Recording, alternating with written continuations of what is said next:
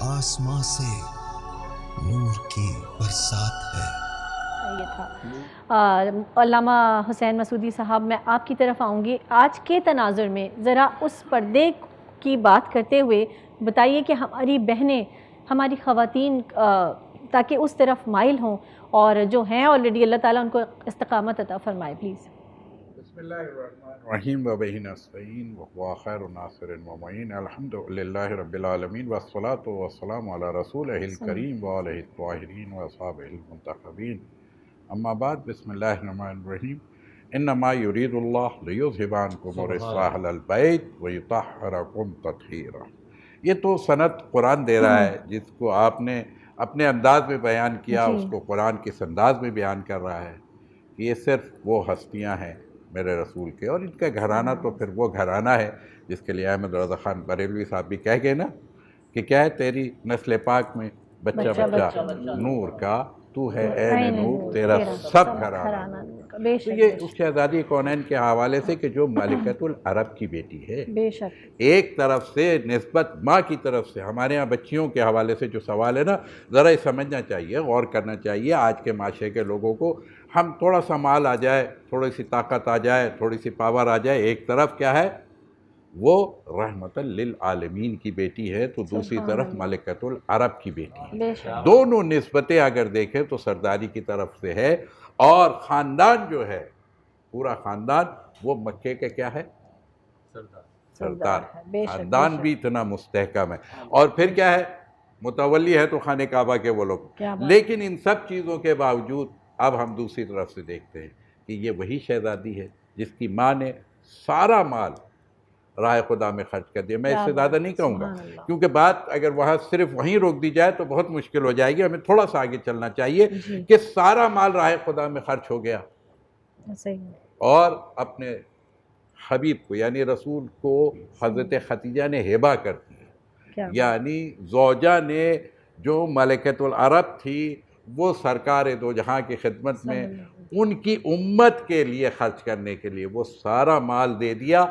اس کو برداشت بھی آج کا جو کہ آپ کا ایک موضوع بھی ہے، تو میں کہوں گا اب صبر سمجھیے، برداشت سمجھیے، یعنی دنیاوی مشکلات پہ برداشت ہوتی ہے اور دین کے کاموں میں بڑھنے کے لیے صبر ہوتا ہے۔ تو صبر کی منزل بھی یہی نظر آئے گی آپ کو، برداشت کی منزل بھی یہی نظر آئے گی، یہ وہ گھرانہ ہے۔ پھر میں کہوں گا کہ وہ منزل بھی آتی ہے کہ جب ابیہا کا لقب، یعنی وہ مکے کی گلیاں ہیں اور وہ نماز ہے، اور پھر وہاں پر میرے رسول کے اوپر بہرحال جو کچھ نہیں ہو سکتا تھا وہ میرے رسول کے ساتھ کیا گیا ہے دنیا میں، لیکن میرے رسول کا صبر دیکھیے،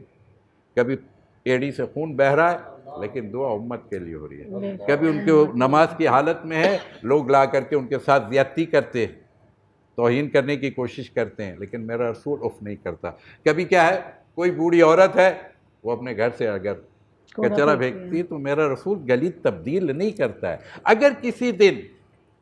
وہ نہ پھینکے تو پوچھتے ہیں کہ کیا بات ہے، اللہ اکبر۔ یہ ذرا اس گھرانے کے اور یہاں کی منزلوں کو دیکھتے جائیں تو وہ رسول کی بیٹی جو ابھی بہت کم سے نا 5 سال کی ہیں، لیکن کار رسالت کے لیے کس طریقے سے سرگرم نظر آتی ہیں کہ جب میرے رسول کا گلے سے لگاتی ہیں، اٹھاتی ہیں، گھر میں لاتی ہیں، ماں کی طرح گویا کپڑے تبدیل کراتی ہیں، یعنی ایک بیٹی ہے لیکن باپ کے لیے وہاں کپڑے تبدیل کراتی ہے۔ اس وقت وہ جملہ کہتے ہیں کہ بیٹی تو کیا ہے، ابیہا،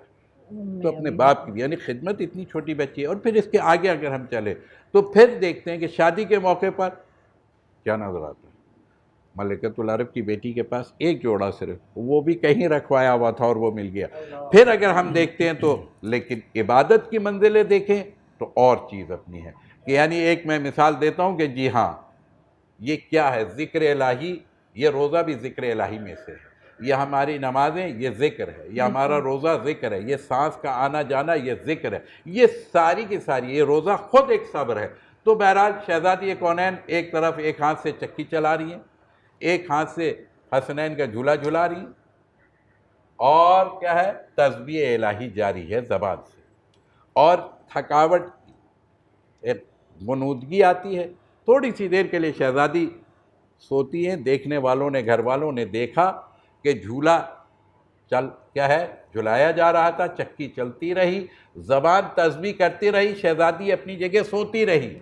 یہ وہ منزل ہے کہ جب خدا کو پسند آ جائے تو پھر کیا ہے، پوچھنے والے نے میرے رسول سے پوچھا تو رسول اللہ نے فرمایا ہاں اس گھرانے کے ملائکہ کیا ہے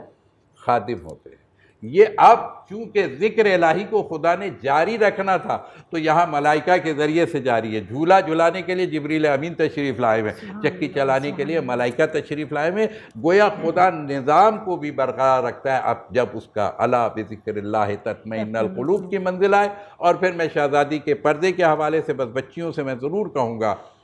کہ اپنا آئیڈیل شہزادی کونین کو بنائیں، سیدۃ النساء العالمین۔ تمام مکاتب فکر کے یہاں علماء بیٹھے ہوئے، ان کی ذمہ داری سے ان کے سامنے میں یہ کہہ رہا ہوں کہ جی ہاں تمام مکاتب فکر اسلامی کا یہ نظریہ ہے، کسی خاص فقہ کا نظریہ نہیں ہے کہ حضرت آدم سے حضرت حوا سے لے کے اور کیا ہے قیامت تک اب آنے والی جتنی خواتین ہیں سب کی سردار، سب کی سردار بنت نبی حضرت فاطمہ الزہرا ہے۔ یہ سیدۃ النساء العالمین کی منزل پر کیا بات ہے۔ اور یہاں پہ ایک جملہ بس اگر آپ کی اجازت ہو تو عرض کر دوں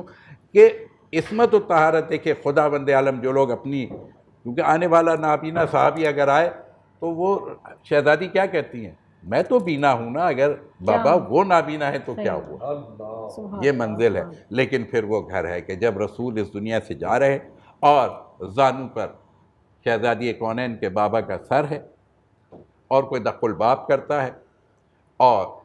آنے کی اجازت مانگتا ہے، شہزادی جواب دیتی کہ بابا اس وقت آرام کر رہے ہیں، طبیعت ناساز،